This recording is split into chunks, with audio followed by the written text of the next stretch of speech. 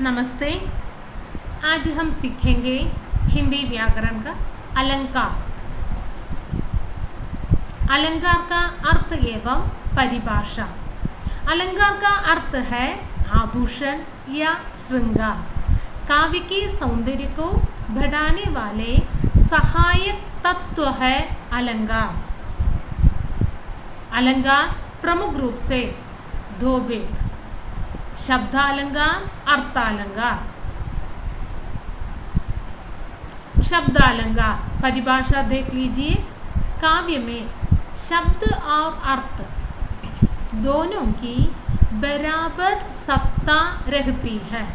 जहाँ शब्द के कारण काव्य में चमत्कार उत्पन्न होता है, वहाँ शब्दालंकार होते हैं। जहाँ अर्थ के कारण काव्य में चमत्कार उत्पन्न होता है, वहाँ अर्थालंकार होते हैं। भेद देख लीजिए।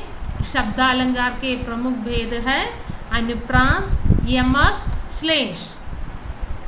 अनुप्रास परिभाषा देख लीजिए।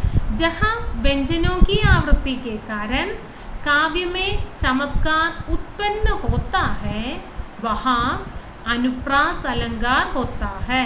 व्यंजनों की आवृत्ति याद रखिए। उदाहरण, चारु चंद्र की चंचल किरणें खेल रही है जल थल में। वो च व्यंजन की आवृत्ति हुई है। दूसरा उदाहरण देख लीजिए। कालिंदी कुल कदम्ब की ढारण, क व्यंजन की आवृत्ति से अनुप्रास है। तीसरा उदाहरण, तरणी तनुजा तड़ तमाल तरुवर बहुचाये, त व्यंजन की आवृत्ति से अनुप्रास अलंकार।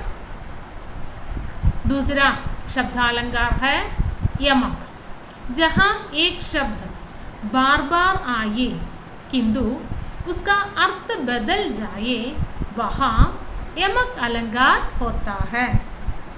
उदाहरण देखिए। काली गड़ा का गमन गड़ा, 3 बेर खाती थी, वे 3 बेर खाती है। कर का मन का ढारी के, मन का फेर। विस्तार से देखेंगे एक एक उदाहरण को।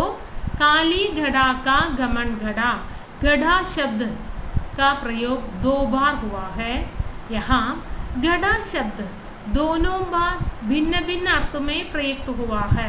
पहली बार बादलों के जमकट के लिए तथा दूसरी बार कम हुआ के लिए।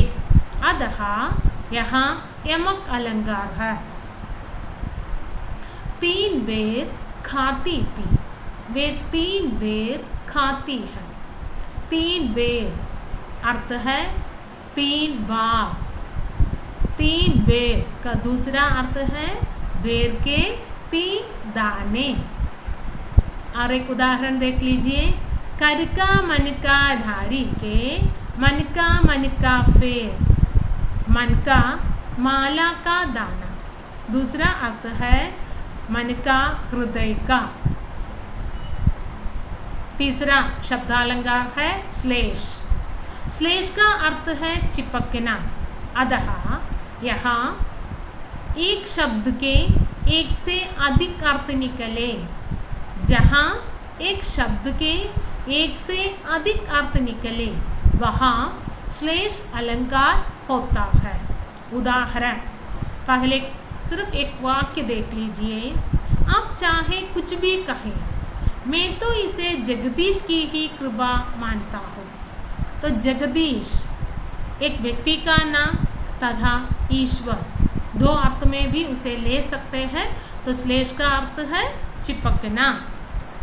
उदाहरण देख लीजिए। मधुबन की छाती को देखो, सूखी कितनी इसकी कलियां। कलियां शब्द 2 अर्थ में प्रयुक्त किया है। एक तो पहला अर्थ है फूल का अविकसित रूप, और दूसरा अर्थ है यौवन से पूर्व की अवस्था। दूसरा उदाहरण है श्लेष अलंकार का दूसरा उदाहरण है। सुभरन को ढूंढे फिरत, कवि व्यभिचारी चोर, अर्थ देख लीजिए। कवि सुभरन अर्थात अच्छे शब्द को ढूंढता है। कवि सुभरन अच्छे शब्द को ढूंढता है। चोर सुभरन अर्थात स्वर्ण को ढूंढता है। अतः यहाँ श्लेष अलंकार है। मंगन को देखी पढ़ देत बार बार, और एक उदाहरण अर्थ देख लीजिए। इस काव्य पंक्ति में पढ़ के दो अर्थ है।